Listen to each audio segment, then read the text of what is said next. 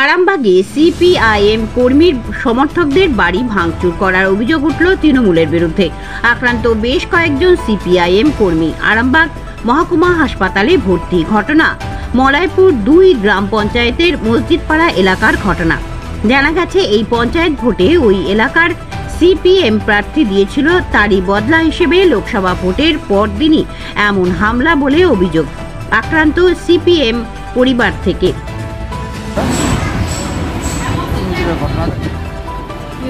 টিএমসির ছেলেরা এসে ঢিল ছুটছিল, আর আমি রান্নাঘরে গ্যাস রান্না করছিলাম। এইতে এসে লেগে দরজা ভেঙে জল পেতে। কতজন ছিল? 50 জনের মতো ছিল।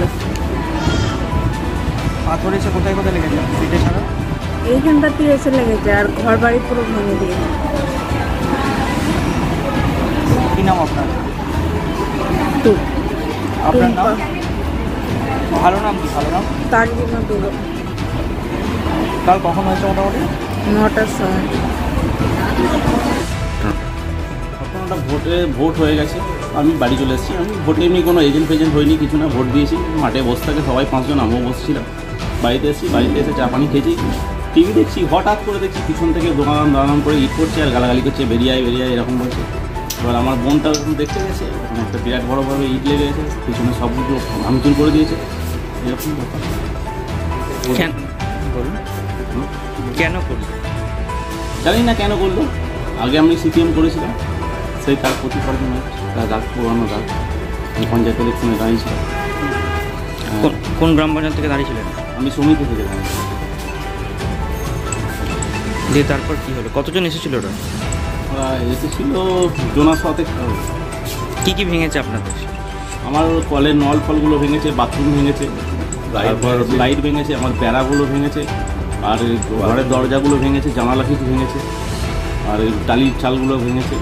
ইট পাটকেল ছুঁড়েছে তো ভেঙেছে। আর তার সঙ্গে সঙ্গে আমার বোনটা ইনজুরি হয়ে গেছে। বোনটা পিছন দিয়ে গেটটা খুলেছি, গেটটা খুলতে একটা বড় পাথর চলে এসেছে, পুরো এখানটা লেগে গেছে। তো যন্ত্রণায় ছটফটি হচ্ছিলো। তো আমাদের বাকুলের লোক সব এসে জল টল দিয়ে ঘন্টা দিয়ে এখানে স্প্রে ফেস্প্রে করে রাখা হলো, কিন্তু যন্ত্রণা মোটেই কমছে না। তারপর হসপিটালে এসে থানায় জানিয়েছেন? হ্যাঁ, থানায় একটা ঠিক আছে। আপনার নাম? আমার নাম মির্জা রামেশ। আপনার বোন আহত, তার নাম? তার নাম মির্জা তানজিমা খাতুন, টুম্পা বলে বেগম, টুম্পা বেগম তার নাম। ছিলেন যখন এই ঘটনাটা ঘটে? বাড়ি থেকে গেছিলেন? বাড়িতে আমরা বাড়িতে আব্বা ছিল, আর আমার ভাই বাড়িতে ছিল, এলো। আমি আর আব্বা, মা আর বোন। আমার একটা ছোটো ভাগ দিয়েছে, ভাগ। মলাইপুর 2 নম্বরে যে ঘটনাটা তৃণমূল কংগ্রেসের ওপর চাপাচ্ছে, এ ব্যাপারটা সর্বৈধ মিথ্যা। ওদের যে গোষ্ঠীদ্বন্দ্ব, তাতে ওদের নিজেদের অঞ্চলে ভোটের অবস্থাটা খুব খারাপ হয়েছে। এবার সেটা দলের কাছে নিজেদের মধ্যে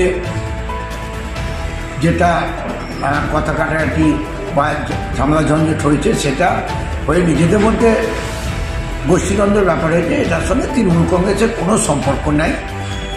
ওরা নিজেদের বাঁচার জন্য তৃণমূল কংগ্রেসের ওপর এটা চাপাচ্ছে।